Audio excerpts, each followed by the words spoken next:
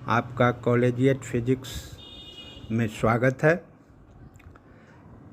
अभी हम Brillouin zone के बारे में बतलाएंगे। It is easy to know Brillouin zone. Brillouin zone क्या है?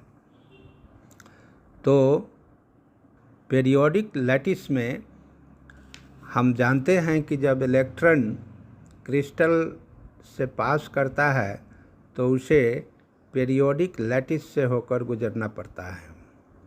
जब इलेक्ट्रॉन न्यूक्लियस के नज़दीक से गुजरता है उस समय पोटेंशियल वेल से वो गुजरेगा, क्योंकि उस पर आकर्षण बल लगता है। और जब इलेक्ट्रॉन दो न्यूक्लियस के बीच में रहेगा तो उसे पोटेंशियल वाल से होकर गुजरना पड़ेगा। इस तरह केपी ने, क्रोनी और पेनी ने एक मॉडल दिया कि क्रिस्टल के अंदर में पोटेंशियल वाल और पोटेंशियल वेल अल्टरनेट रूप से सजे रहते हैं और उसी से इलेक्ट्रॉन प्रवाहित होता है। तो क्रिस्टल के बहुत कुछ गुण को इस मॉडल से एक्सप्लेन किया गया है। अब इसी में ब्रिलॉइन जोन एक होता है। ब्रिलॉइन जोन क्या है? जब इलेक्ट्रॉन पोटेंशियल वेल से होकर गुजरेगा तो उसका टोटल एनर्जी जो होगा, ऑल पॉसिबल एनर्जी उसमें होगा। और जब इलेक्ट्रॉन पोटेंशियल वाल के नज़दीक में जाएगा तो वहाँ उसका एनर्जी जीरो हो जाएगा। इस तरह से यदि फर्स्ट वेल पोटेंशियल वेल से होकर इलेक्ट्रॉन गुजरता है तो इसको हम फर्स्ट ब्रिलॉइन जोन कहते हैं।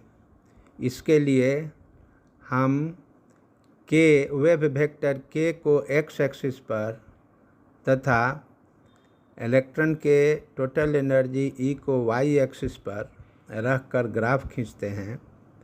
तो ग्राफ का नेचर यही बतलाता है कि यदि के का मान -π/a से लेकर +π/a के बीच में हो तो इलेक्ट्रॉन फ्री इलेक्ट्रॉन जैसा चलेगा, इसका ऑल पॉसिबल एनर्जी होगा। लेकिन यदि इलेक्ट्रॉन वाल पर पहुंचेगा, ±π/a के वाल पर पहुंचेगा तो उसका एनर्जी जीरो हो जाएगा।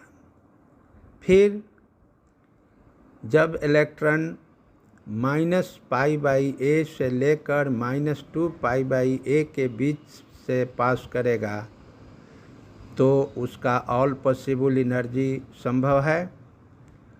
इसको हम सेकेंड ब्रिलॉइन जोन कहेंगे।